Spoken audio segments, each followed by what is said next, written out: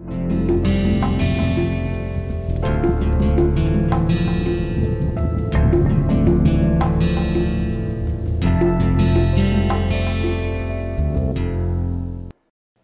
morning everyone. Welcome to the first lecture of the course Advanced Green Manufacturing Systems. This is a new course, that is a 30-hour course floated by IIT Kanpur under the MOOCs, and both me, Dr. Deepu Philip from IIT Kanpur, and Dr. Amandeep Singh Oberoi, who is also a PhD from IIT Kanpur, and he is also working as a research engineer. Both of us are co-teaching this course, and this course is about a new look at manufacturing, which is a value added process which has taken a center stage in India under the Make in India dream of the Prime Minister. Everybody is talking about how to bring the manufacturing sector of this country up and high and those kind of things. And of late we have found that from 2005 onwards, the contribution to GDP in Indian manufacturing has always been stagnant at 17%, and the dream of the Prime Minister and the government is to bring it up to 30%.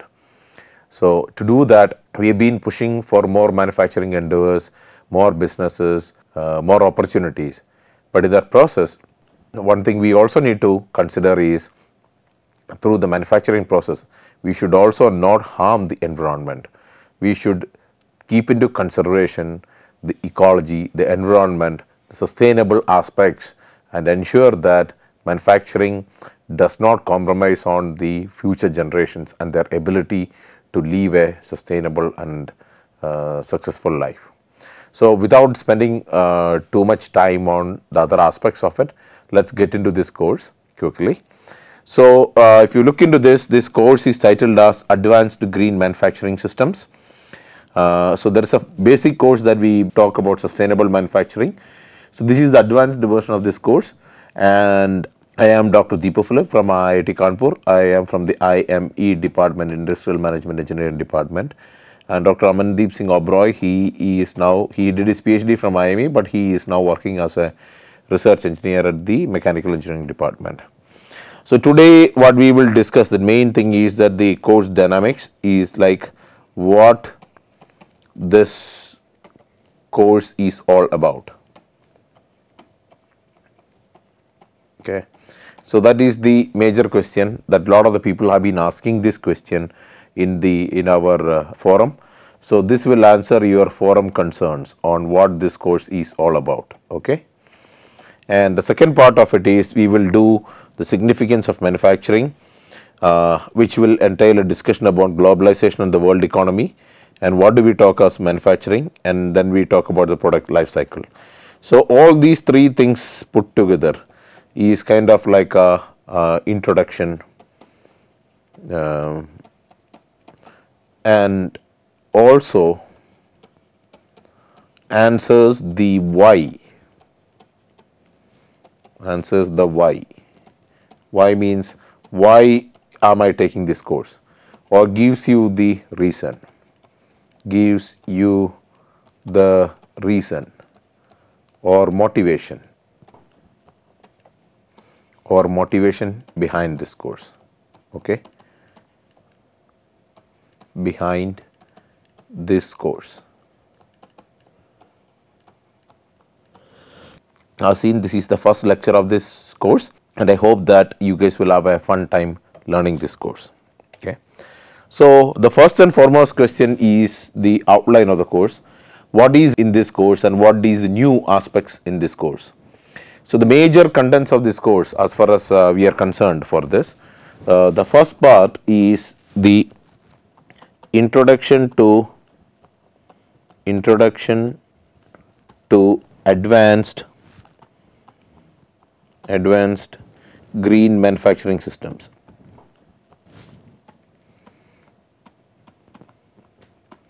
Green manufacturing systems.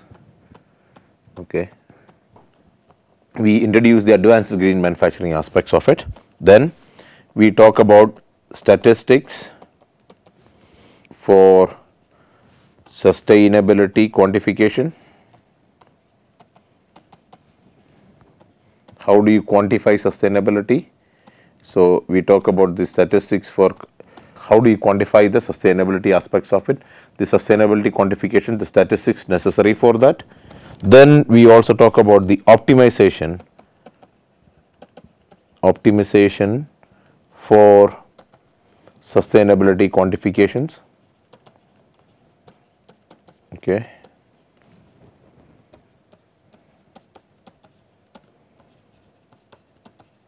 Okay, we talk about the optimization, the major tools and techniques. Okay, this is not an optimization course, but we will be spending some time in this aspect.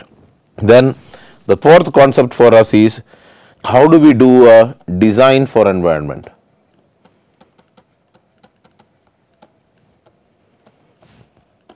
Concepts, the concepts related to it.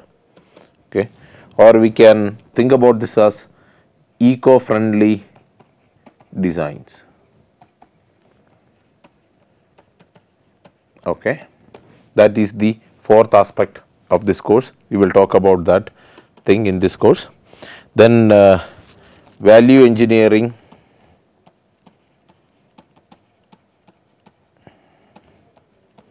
okay, specifically we call it as the green plan. Okay, value engineering green plan. So, which means how do you plan for doing the green, or what is the attribute values of greenness, attribute the value of greenness. Okay. So, that component discussion of value engineering will be new in this course. Then we talk about green manufacturing techniques.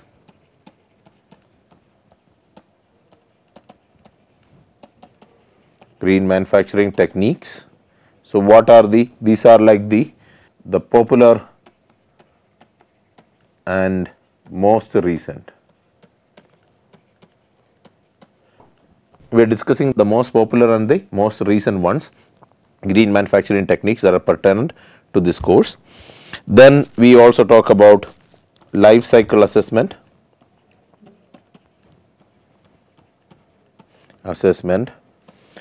We will try to spend some time on product life cycle, okay, and life cycle cost also.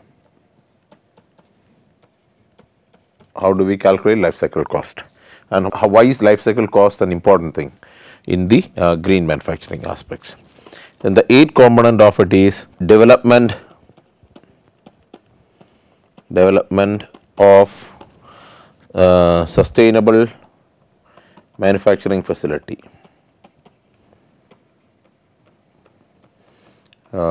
We discuss about various sustainable manufacturing facilities across the globe and what makes them sustainable manufacturing facilities and what are the things that they have done and that is unique. So, there is a lot of case studies and examples. So, this is examples and cases we will be discussing here in this particular case. Okay. And then we also talk about the key requisites, okay, requisites for sustainable development. Okay, how do you do sustainable development and what are the key requisites for it. Okay. So, the lot of these techniques and things we will be interchangeably teaching. So, about 50% of the course will be covered by me, okay, and 50% of the course will be covered by Dr. Amandeep Singh Oberoi. Okay. So, this is how we are splitting the content and the effort in this course, and the lectures will be interchanged so that you are not really seeing one person alone and you do not get bored by hearing my monotone. Okay. The primary materials, this slide actually talked to you about what is the major outline of the course. So, this is the major outline. Okay. This course also has, because it is a 30-hour course. So, so the total duration is 30 hours. So, approximately 15 hours by me and 15 hours approximately by Dr. Amandeep Singh Oberoi. Okay. So, that is the total hours of this one course. So, this is the content split up, the content is developed and then the duration. Okay. duration is also split almost accordingly the same fashion. Alright. Now, this course will also have a lot of supplement materials. Supplement materials is in addition to the regular lectures and other things that you will be doing in the class, you will have major additional supplementary materials that are associated with this course, and this will be on the top of the time that you are spending in this course. So, the major ones include software demonstrations,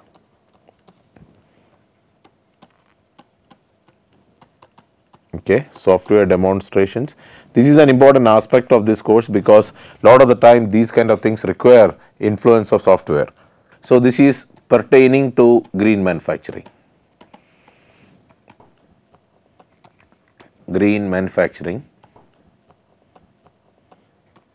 And we will also talk about pertaining to optimization as well, because this course have a reasonably good content of optimization. How do you optimize an existing manufacturing system for a green manufacturing system? We will have a discussion as part of this. You will also do self completion tasks. You will be assigned. So, this is more aimed towards developing skills. So, this course is kind of a marriage between Make in India and Skill India, if you can think about it. So, people talk about just Make in India, but we are thinking about how do you make the skill also as a part of it. So, the self completion tasks are designed to ensure that you develop appropriate skills in this course, and then there will be obviously reading materials, assigned reading materials. So, these reading materials will be assigned and to be completed yourself. So, duration of this course you will have to go through this assigned reading and you have to complete this before the course gets over. Then you also have weekly assignments.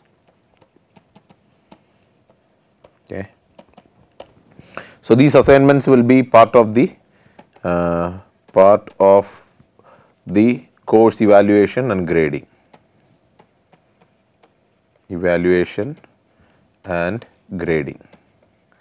That will be the second. So, the supplementary part of this. So, here the effort will be close to 100% your effort. So, the materials will be provided, the instructors will provide the materials and assignments,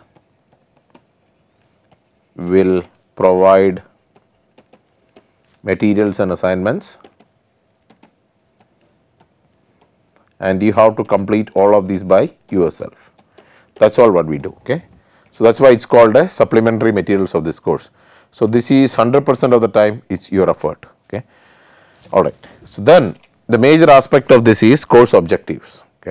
What are the major course objectives and what are you supposed to gain out of this? So, upon your completion of this course, once you finish this advanced green manufacturing course, you will be able to, or your capabilities will include, number one, the first capability will be address interview questions,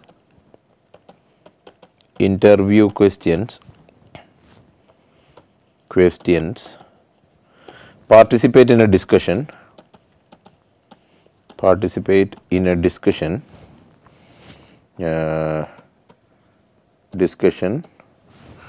both with your peers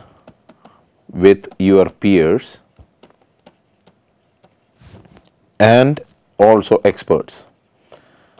I will explain this to you what we envision by this experts. Then, and the third part is take an examination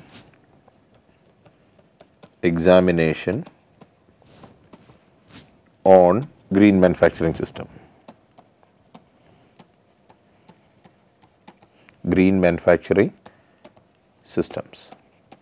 So, the major part of it is you should be able to participate in a reasonably good technical interview.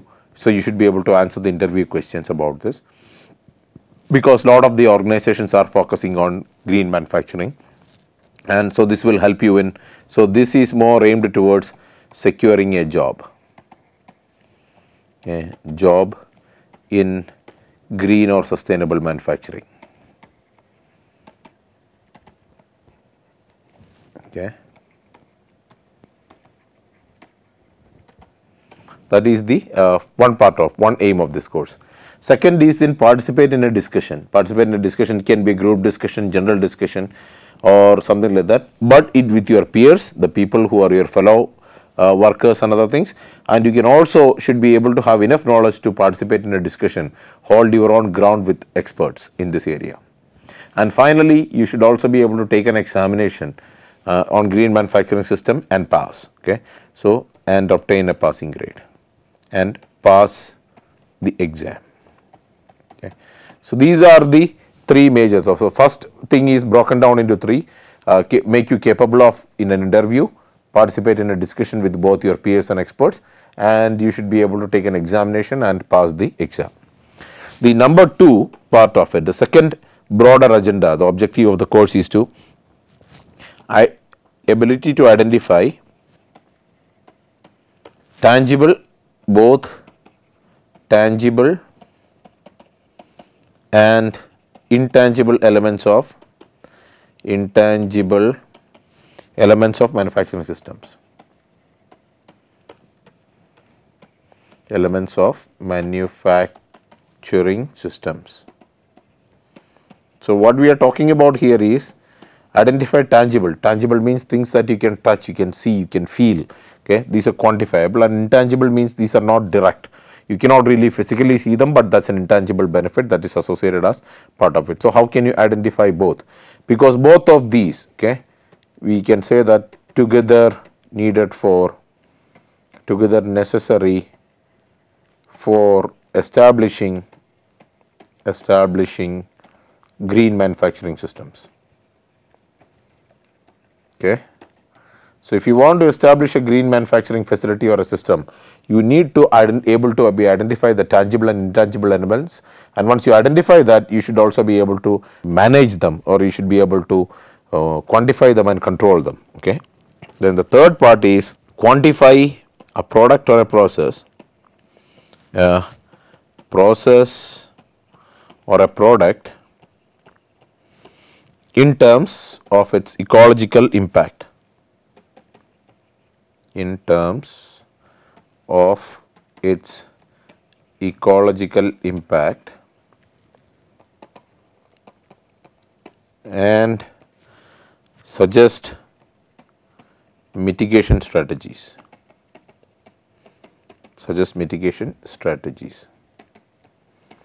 So, one of the example is you should be able to take either a process or a product, and then you should be able to quantify its ecological impact, or what impact it is going to have on the environment. Okay. You should be able to quantify that, and then on the top of it, once you quantify, you should be able to suggest mitigation strategies, or you should be able to optimize them to minimize adverse ecological impact. Okay. So, you are also not just focusing on cost, money and other kind of things. You are also able to work on a process and a product and trying to mitigate the ecological impact of the same. So, these are the three major objectives, and each objectives are broken down and envisioned with a clear cut thought process in such a way that once you finish this course, because this is an advanced course, you should be able to accomplish more than having a basic knowledge. It is more about having a workable and tangible knowledge that will allow you to become a practitioner in the real life. Okay.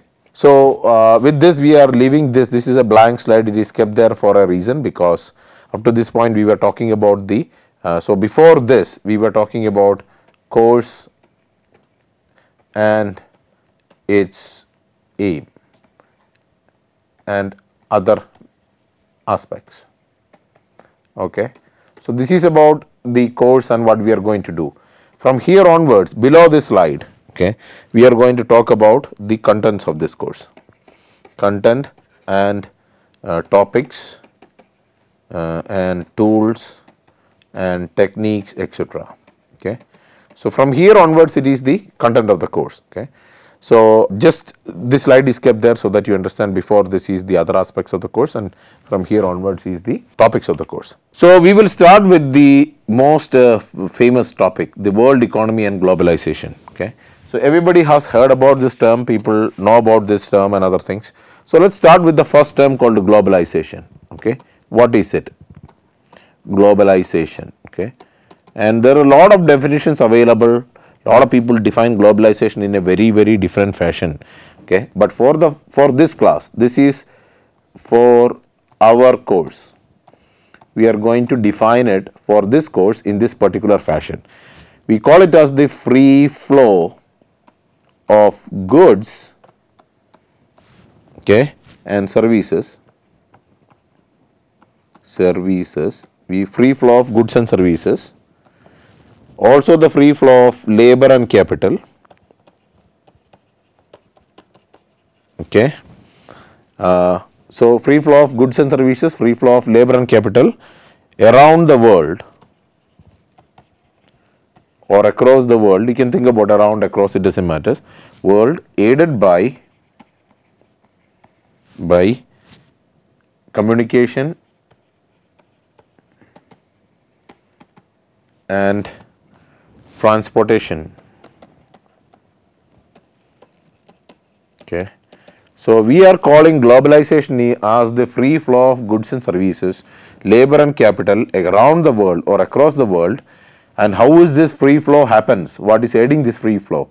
Both communication and transportation are the two tools or two things that is aiding the free flow of goods, services and labor and capital around the world.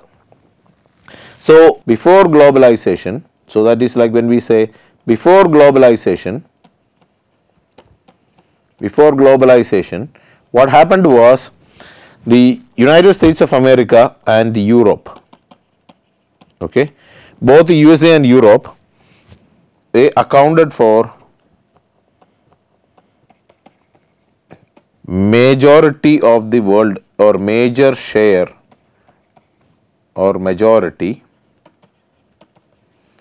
share of the world economy, okay, economy in both products and services,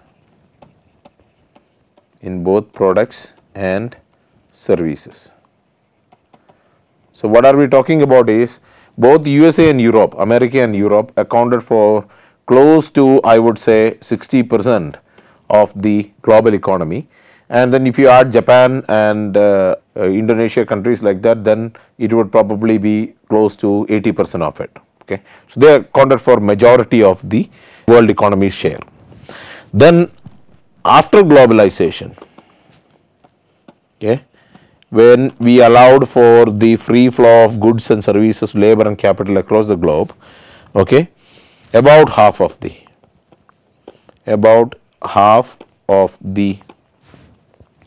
global economic output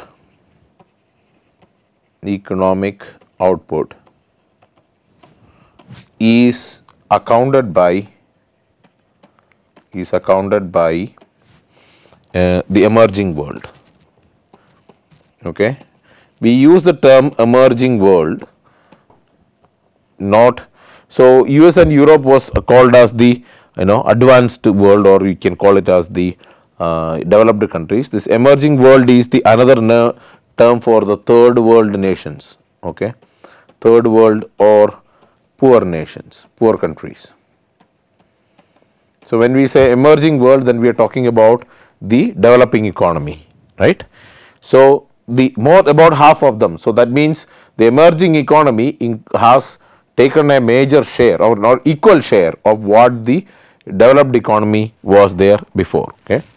And what is the cause? Why has this happened? What is the cause behind this? How come the emerging economy is able to take a lion's share of the global economy? Okay. The major thing is that emerging economies have something, okay. What do they have? They have large pools of inexpensive and relatively skilled workers.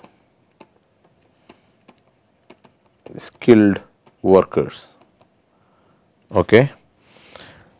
This has helped in reducing manufacturing cost. Okay, manufacturing cost. So, the third world economies or the emerging economies, they have large pool of inexpensive and relatively skilled workers. This has helped them in reducing the manufacturing cost, which had made them competitive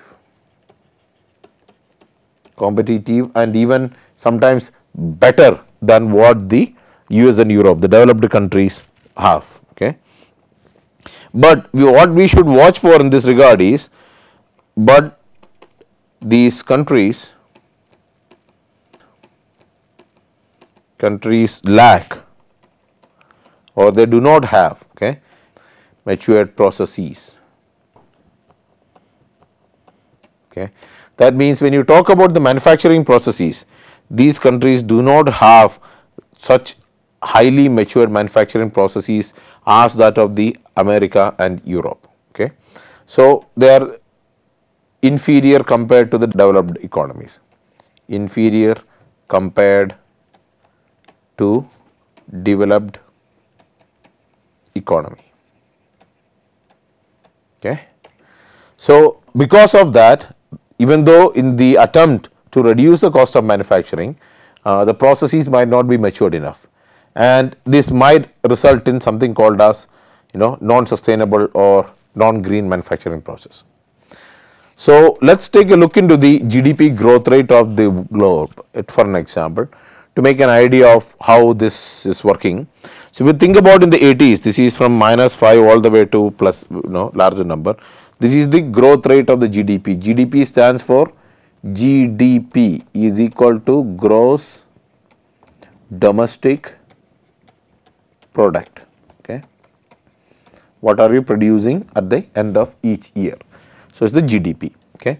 And this data is taken from the IMF. IMF stands for International Monetary Fund, or this in another words people call it as the World Bank. Okay. So, IMF is International Monetary Fund or the World Bank as people call it. Okay. So, this is the real GDP growth rate on an year. So, in 1980 you can see that, so this blue line, okay, this blue line what we talk about, this line is that of the advanced economies. Okay. So, let us call them as USA, UK, Germany, Japan, France, etc. So, this is mostly US, Japan and Europe. Okay. So, this is the advanced economies which is represented by this blue line that is traveling like this. Okay. Then you have the emerging economies or the developing countries, okay, what we call as the third world or emerging economies, okay, or emerging countries economies. They are represented by this brown line, and this line in between which we call as this yellow line, not yellow, it is kind of like a weird color of light shade color between brown and yellow, I believe. That color, this is the world economy, which is a sum of the other two economies. Okay. So, if you think about it, the global economy, the advanced countries, they had a negative growth rate in somewhere close to 2010. This you can think about it as a depression. If you want to think about what is a depression, this is what is amounts to depression. Everybody's productivity went below. So, below 0 means is you are producing more than you can consume, and now they have grown back, and they have grown back to now close to 2 to 3% of the growth rate. The GDP, the gross domestic product, is growing by 2 to 3%. And you can think about this is these guys, which is the developing economies, they are growing close to 4.7% approximately across the globe, and this is growing to 3.5% 3.8 percentage. Okay.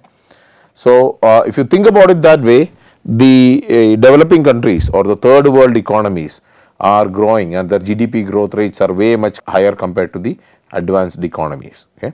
And you can see it's projected that in 2020, they will level off and the global production will stabilize, kind of a thing.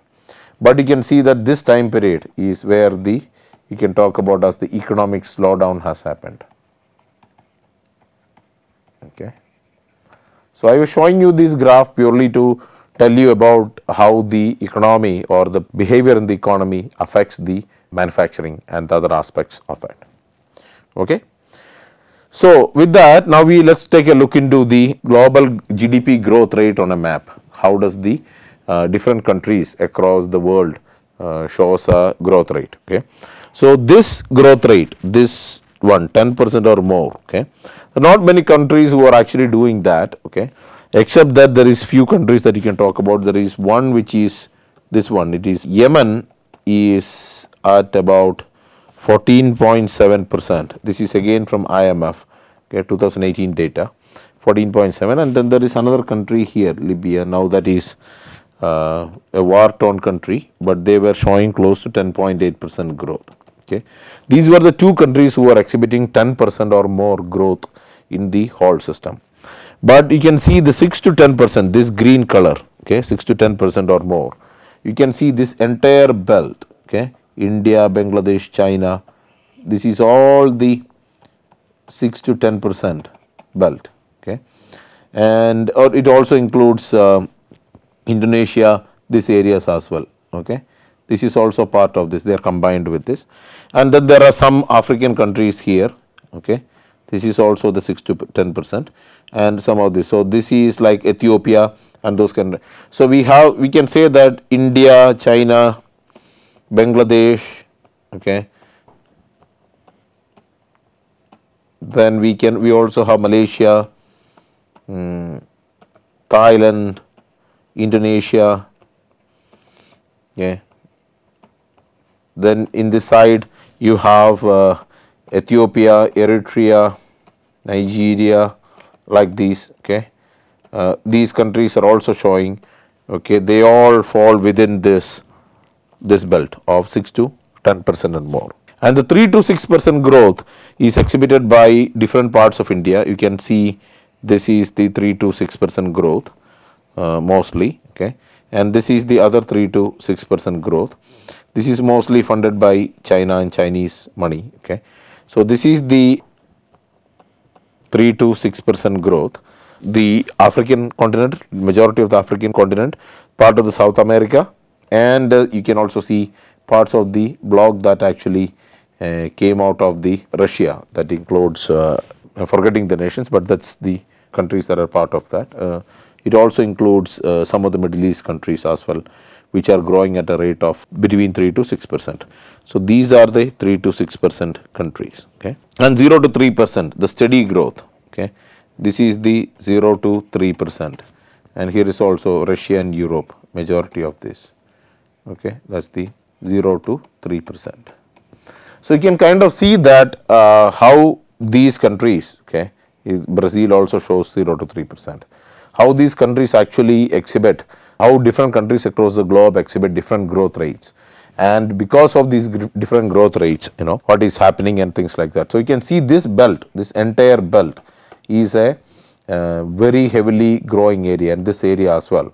So, when it is growing heavily, or when you are actually talking about real growth in GDP, then what we are actually also doing is we should also be worried about what is the impact of this drastic growth on the ecological content. So, the large growth rate of GDP,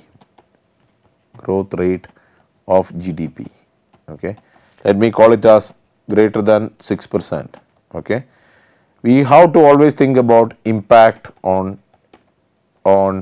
environment. We know that some of the most polluted cities are in this area. Most polluted cities in this area. This includes Beijing. Okay, then we have New Delhi, And like now, many of the cities that are most polluted and really bad are also in this area.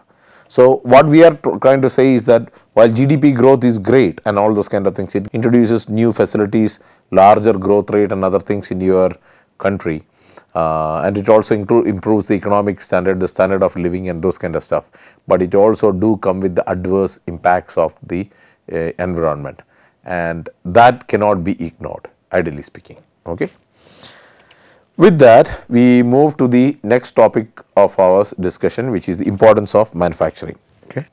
Why is manufacturing important and what is the major aspects of manufacturing? Okay. So, the first consideration, the major consideration that we have to think about is global output, okay, continues to rise at a faster pace as consumer markets across the world, consumer markets grow bigger. Okay. So, the population is growing, and when the population is growing, the consumer markets are also growing. When the consumer markets are growing, then the global output have to rise, continue to rise, and the rate at which it is rising, it is a faster pace. So, this is the rate of growth. The rate of growth is pretty high. Okay. So, this growth, when we talk about this growth of the global output, okay, this growth provides an opportunity. This growth provides an opportunity for both emerging and developed economies. Emerging and developed or established economies. Let us use the term established economies.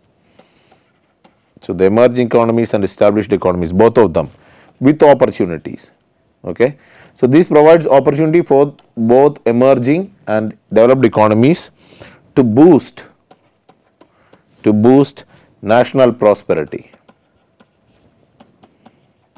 How can you boost national prosperity? So, boost national prosperity. The question is how? How are we boosting the national prosperity? And this is by efficiently producing high quality products. High quality products for the time being. Okay. By producing high quality products, both the emerging and established economies get an opportunity, they are given a golden opportunity to boost their national prosperity. National prosperity means improve economic growth, improve the standard of living and stuff like that. Okay. The third part is this race has resulted in manufacturing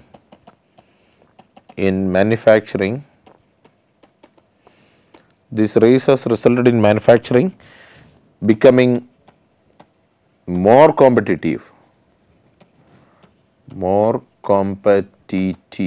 Okay.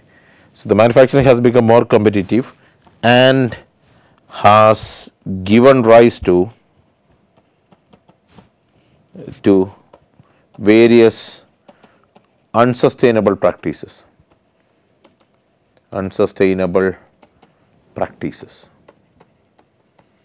So, what has happened is this race or this particular growth opportunity has put so much of pressure on the manufacturing, and what has become is manufacturing become more competitive, that is in both cost and quality. Okay. So, it is the customer is highly quality conscious and they are also cost conscious, which means high quality products at the low cost. When that kind of a demand has come in, then what happened is it has given rise to various unsustainable practices. Unsustainable practices in this regard, what we are arguing is they have done with things that is adversely impacting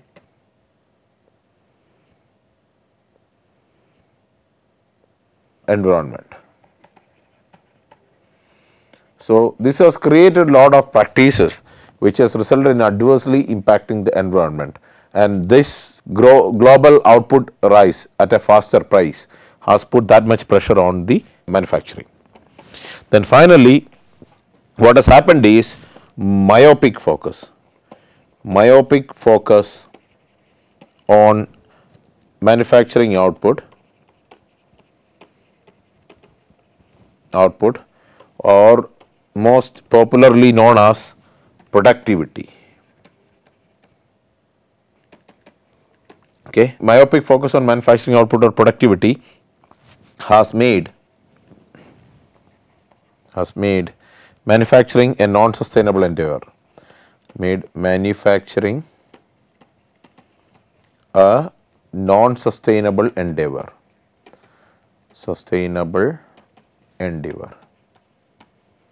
So what we are saying is that there is a very myopic means short-sighted, myopic focus on the output or the productivity of the manufacturing. Okay. This myopic focus has resulted introducing lot of non-sustainable practices or has made the manufacturing a non-sustainable endeavor. Okay. So this has resulted in, or this drive, or what we call as the strive for higher productivity, okay, at all costs has resulted in unsustainable practices. Best example of this is China. Okay. Most of the Chinese manufacturing techniques are really not environmentally friendly. Okay. Now we talked about productivity, and productivity as something that we told that it is kind of focus on the myopic focus on the output. So I will define, or for this course we define productivity. Okay. Productivity is the relationship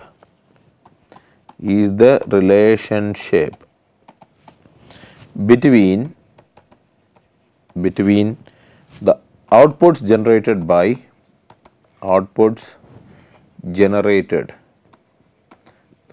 generated from a system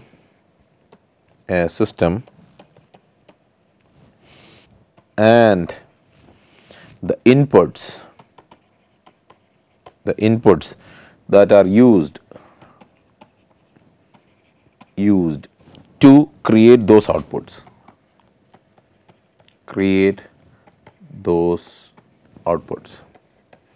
So if you really think about this definition, it is a relationship between the outputs generated by the system, what are the outputs are produced by the system, to that of the inputs that are used to create those outputs.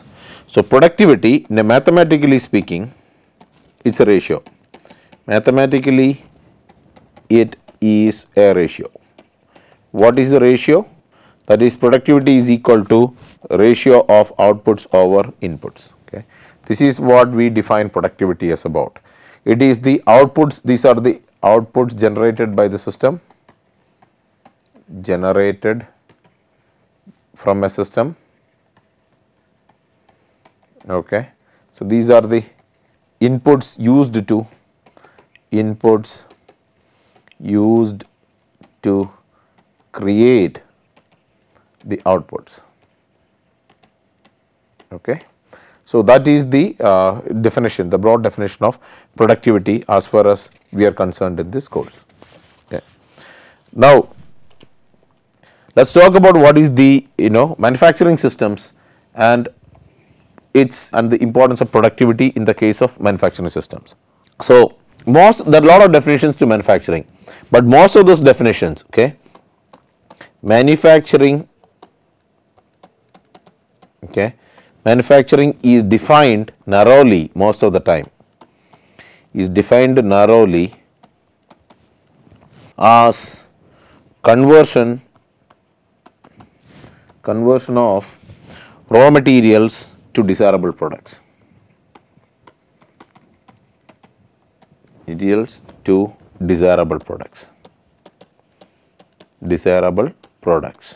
So what we are saying here is, this definition is a very narrow definition, because we are just talking about converting the raw materials. Raw materials are the inputs to desirable products, which are the outputs. We are talking about the conversion of raw materials into desirable products.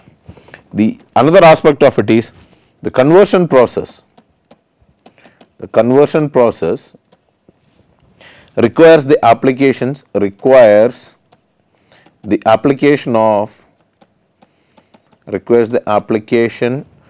of physical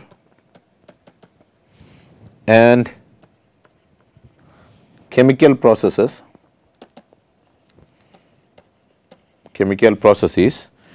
to change or modify the appearance and properties of raw materials. The appearance and properties of raw materials.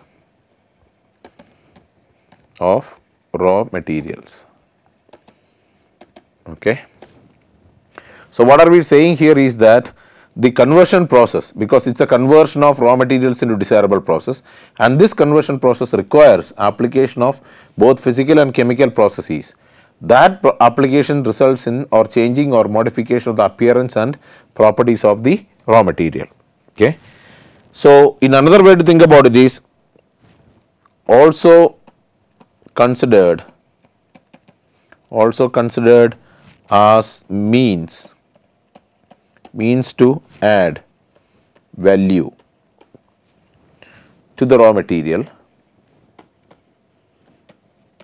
So, we are considering it as mostly the means to add value to the raw material by changing its geometry and properties.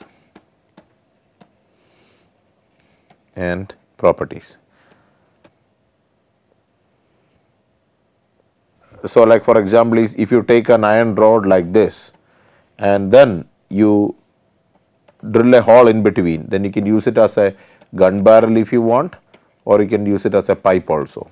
Okay.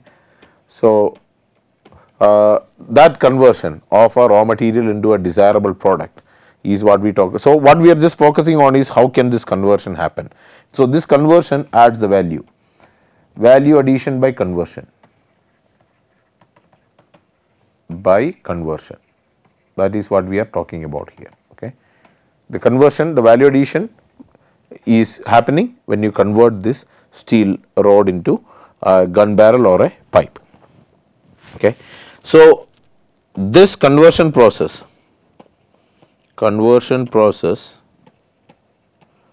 is usually known as transformation process.